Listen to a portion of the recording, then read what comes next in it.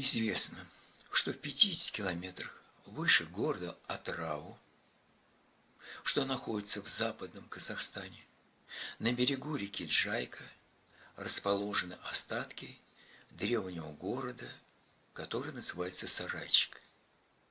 Его историей стали заниматься специалисты уже с XIX века. Но только в 1920-х годах к его изучению приступили археологи. Но раскопки были короткими и нерегулярными, а с 1990-х годов стали производиться действительно серьезные научные исследования, экспедиции под руководством известного археолога Зейнуллы Самашева. Результаты раскопок показали следующее. Когда человек живет, то он оставляет продукты своей жизнедеятельности в виде слоев, которые со временем ложатся друг на друга, образуя своеобразную книгу. Так вот, нижние слои показали, что они имеют возраст в 900 и более лет. Там были остатки временных жилищ, фрагменты керамики и предметы, которые относятся к народу, что называется кыпчаки или половцы. А уже на них легли слои, относящиеся к началу XIII века. Они показывают, что появились уже постоянные жилища. Они чрезвычайно жилища эти связаны с домами, что находятся в Средней Азии. Стало понятно, что во время прихода сюда татар-монголов они увлекли ремесленников-строителей на это место, чтобы они создавали здесь мощный центр.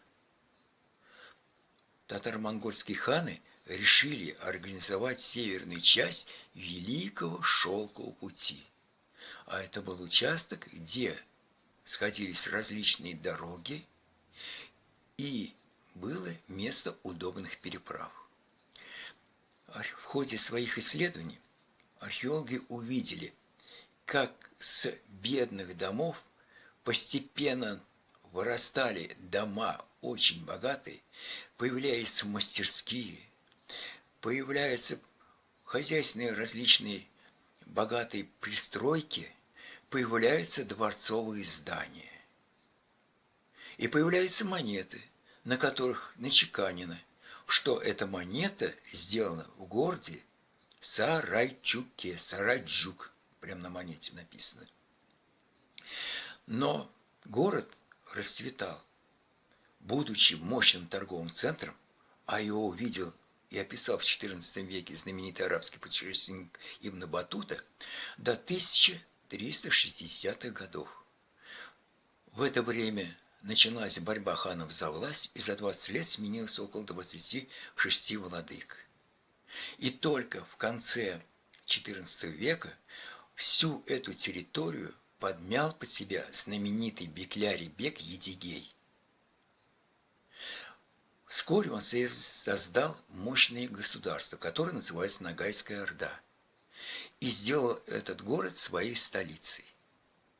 Просуществовала эта столица до 1500-х годов, до самого начала, а потом это место было взято под свой контроль знаменитым казахским ханом Касимом, который вынужден был в результате военных действий перенести столицу с востока на это место.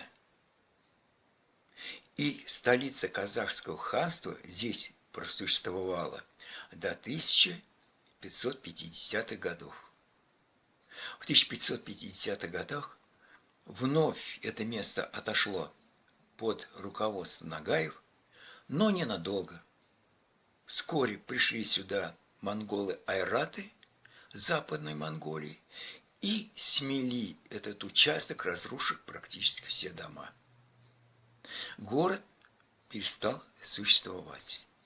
Но развалины и былая слава привлекали сюда всех людей, которые были связаны как-то с его историей. И на этом участке было организовано мощное кладбище, святое кладбище, куда каждый считал за честь привести тело своего умершего родственника. И многие исследователи считают, что могила казахского хана Касыма тоже расположена там. Вот эти все события, которые происходили в 15-16 веке, потребовали, что город должен быть непременно хорошо защищен.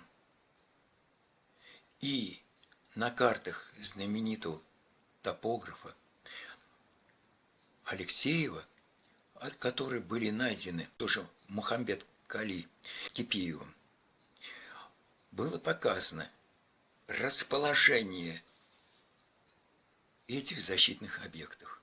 Прежде всего, в центре находилась цитадель, где было место сосредоточенной администрации, командования, где были запасы, где было оружие и, конечно, гарнизон.